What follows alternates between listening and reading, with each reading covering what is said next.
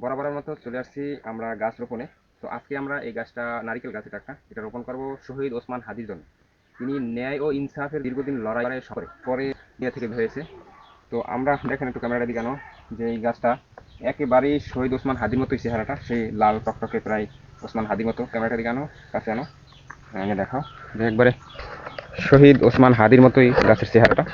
দেখুন একবারে লাল সাবানের ইন্ডিয়ান কেরালা যেটাকে বলে, নারিকেল গাছটা আপনারা চিনেন অনেকেই। তো এটা আজকে তার আত্মার মাগফিরাত কামনা করে এটা আমরা করব।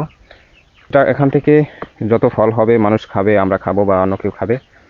তো সকলেই একটা না থেকে একটি কি তার আমল নামা যাবে সেই আশা করি আমরা আজকে আমাদের বাগানে এটা রোপণ করব। ধরো আমরা এটা এখন রোপণ করব।